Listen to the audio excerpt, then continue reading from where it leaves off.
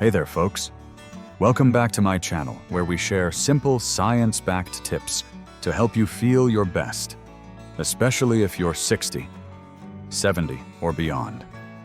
I'm your host, and today we're diving into something you probably have in your pantry right now: baking soda.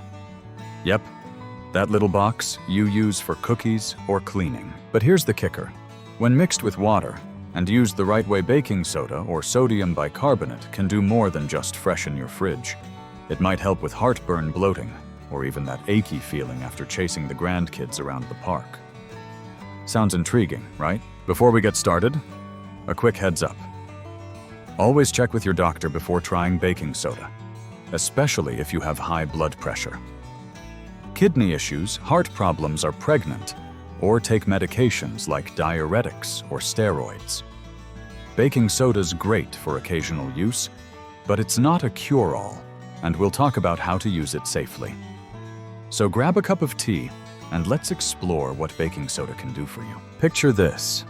It's Sunday night, you've just enjoyed a big Thanksgiving dinner, maybe some gravy-heavy turkey or a slice of pie. But when you lie down, that burning in your chest kicks in, heartburn. For me, it was happening a couple of times a week, especially after rich meals. I'd prop up pillows to stop the acid reflux, but it was such a hassle, and over-the-counter antacids only helped for a bit. Then I stumbled across something interesting. Baking soda is a natural antacid. It works by neutralizing the stomach acid that causes heartburn. So I gave it a shot. I mixed half a teaspoon of baking soda into a glass of room-temperature water, about 6 to 8 ounces, and drank it slowly about an hour and a half after dinner. Within 10 minutes, the burning was gone, and it didn't come back that night. I was amazed. Science backs this up. A 2018 study in the Journal of Gastroenterology and Hepatology found that people with digestive issues who drank bicarbonate-rich water had way less heartburn compared to a placebo group. It's like giving your stomach a little hug to calm things down. Since then, I've used baking soda a few times a week, and I've ditched the pillow stacking routine for good. But here's the deal. Baking soda is awesome for occasional heartburn, but if you're getting reflux all the time, it could be GERD, gastroesophageal reflux disease. That's when you need to see your doctor for a proper plan, not just rely on baking soda. A few days into my baking soda experiment, I noticed something else. My stomach felt lighter.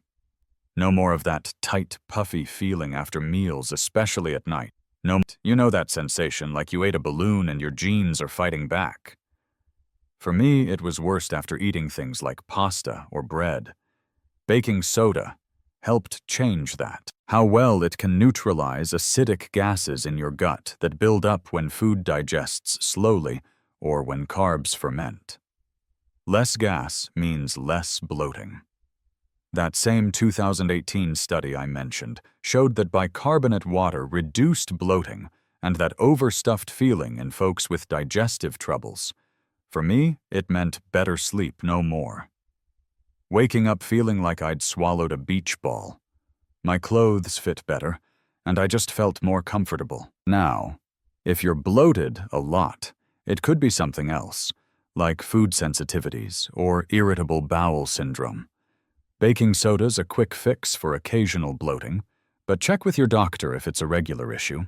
They might suggest dietary changes or tests to get to the root of it. Here's where things got really interesting. I love my morning walks around the neighborhood or playing tag with my grandkids, but sometimes my knees and calves would feel sore the next day. After starting baking soda, I noticed I was bouncing back faster. My legs didn't feel as heavy, and those achy joints weren't as cranky in the morning. Why does this happen? When you move, like walking, gardening, or even climbing stairs, your muscles produce lactic acid, which can make them sore. Baking soda acts like a buffer, helping your body clear that acid more quickly. A 2016 review in Frontiers in Nutrition found that athletes who take baking soda, usually at higher doses, perform better and feel less sore afterward. I'm no marathon runner, so I stick to my half-teaspoon dose, but it seems to give me a little boost. Could it help with joint stiffness too? Maybe some early research, like a 2018 study in the Journal of Immunology, suggests baking soda might calm inflammation in certain conditions, which could ease minor joint pain. But we need more studies to be sure, especially for folks like us who aren't dealing with serious arthritis. For now, I'm happy with less achiness, but I also make sure to stretch and stay active to keep those joints moving. If you've got ongoing joint issues, don't just lean on baking soda. See your doctor, or maybe a physical therapist. It's all about finding what works for your body. You might have heard baking soda can do other cool things like help your kidneys, or even sharpen your mind. Let's break it down with what the science actually says. For kidneys, there's solid evidence that baking soda helps people with chronic kidney disease.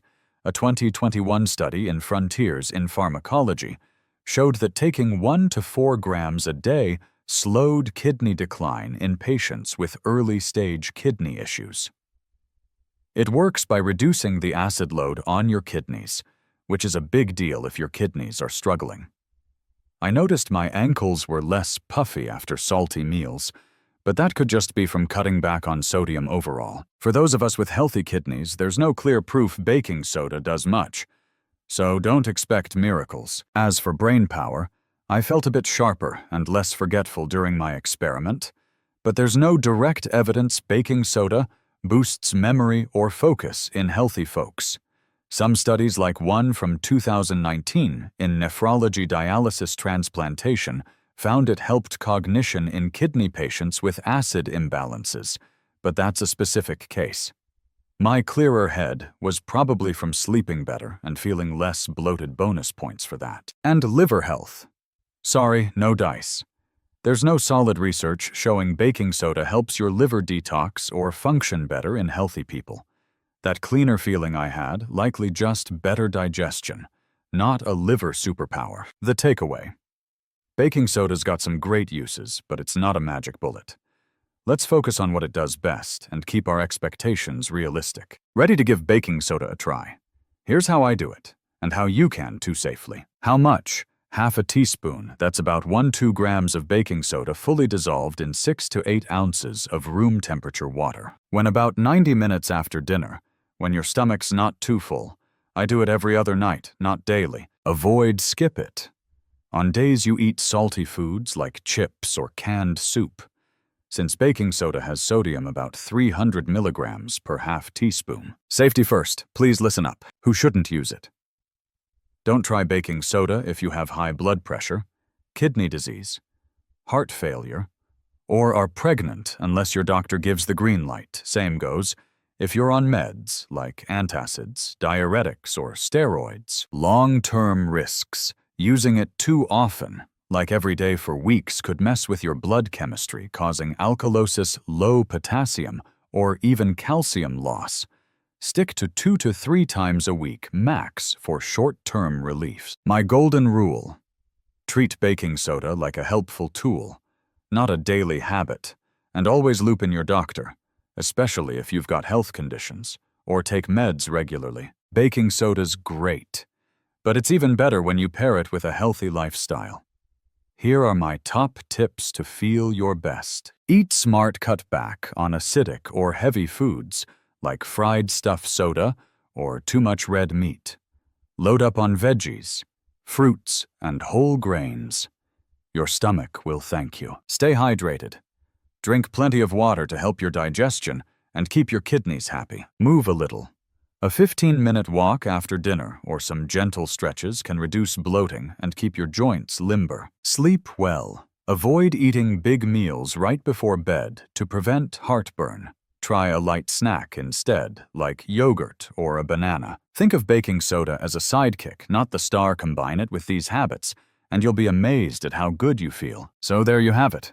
Baking soda, your pantry's unsung hero for tackling heartburn, bloating, and maybe even post-walk aches. It's affordable, easy, and backed by science, but it's not a fix for everything. Use it wisely. Check with your doctor, and you might just find a little more comfort in your day. Have you ever tried baking soda for heartburn or bloating? Or maybe you've got another trick for staying comfy after meals. Drop a comment below. I read every single one, and I'd love to hear your story. If you found this video helpful, give it a big thumbs up, hit that subscribe button, and tap the bell so you don't miss our next tip for living your best life. Let's keep this community growing together. We're unstoppable. Thanks for watching.